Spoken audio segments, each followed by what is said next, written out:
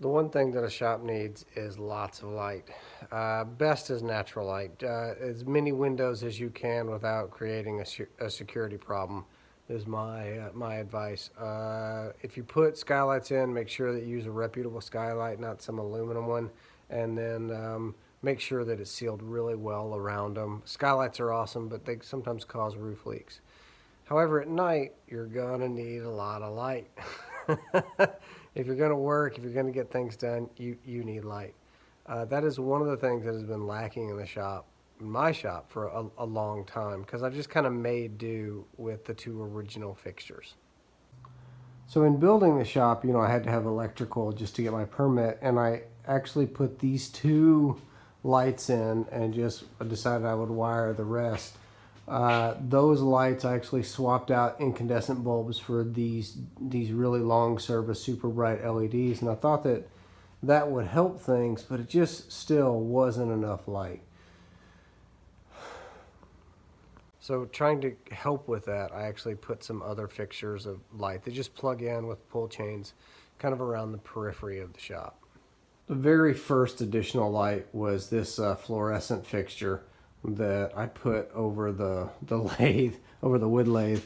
This fixture actually came out of my old carriage shed garage shop. I had two of them, and this one that I mounted over my tool board were a match set. Now you'll notice I have the cage over these. Trust me, it was absolutely necessary. I banged those lights so many times in that tiny little shop. Jesus.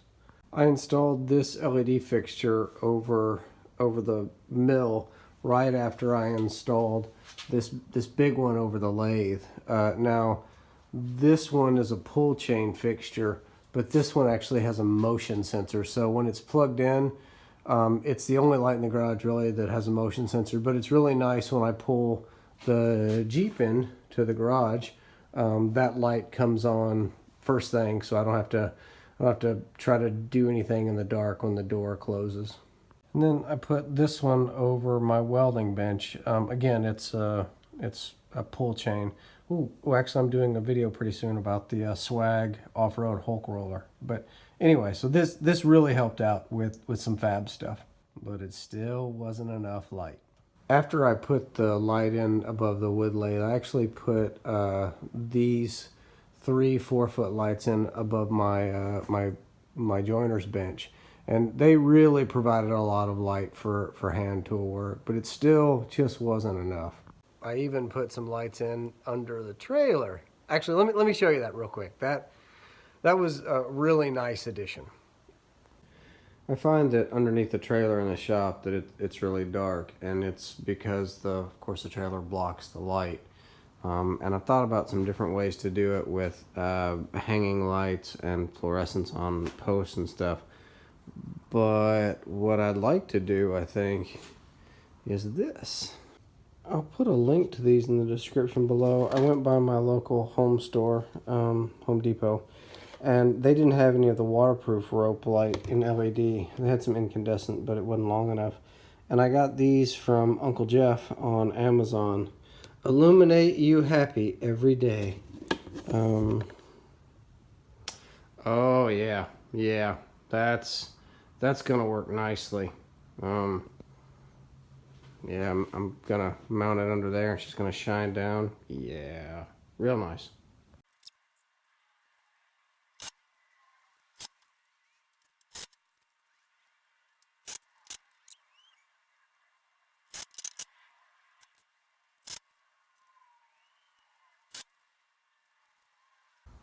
The real question is, how does it look when it gets turned on?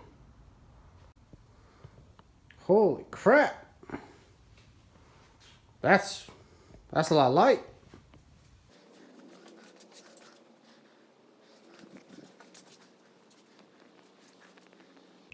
The light rope was installed every 6 or 8 inches with some of these nylon P-clamps. And then I had, oh man, a whole box of these 5/16 machine screws left over from another project. And just went ahead and put them up just like that with a hammer drill. But that still wasn't enough light. And not so you could like get my chocolate side as I was filming videos or anything. More just it wasn't enough light to work. And so when my son was here this summer, I actually put him to work. I actually had him help me hang some fixtures. I am putting my 18-year-old son to work because he has a longer reach than I do in installing my 80,000 candle lights of LED light on the shop ceiling. It's nice when the fruit of your loins can reach the top shelf and you can't. To add to the lights that Carlton and I did, Jeff came over yesterday and we added another one of the lights on this side, and then went over to this side of the garage and added 2 8-footers there and 2 8-footers there for a total of like 64,000 lumens. So the next project for this weekend is to get all of this wiring done and then tied into the panel, and then I'm gonna go full Clark Griswold in here. And then I had a friend come over and help me hang a couple more fixtures, and before I knew it, I had a bazillion light fixtures up, and then it took me just a little while to get those wired in. So I'm wiring up all the junction boxes for my fluorescent lights, and I realized that I didn't even wire this light or this light into the box. Dumbass. I have lamented the lack of light in my shop for months. Well, that day is over. Good Lord. 80,000 lumen of LED goodness. It's so bright.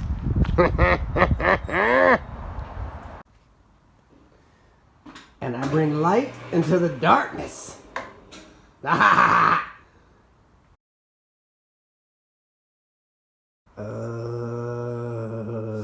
much candle.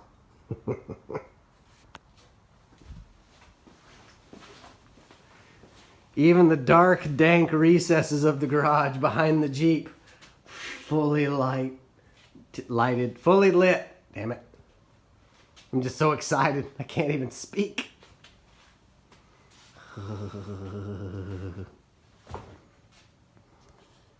My wife was in the house and noticed the bright lights just turning on and off from the backyard. She thought it was funny enough to actually record a video of it.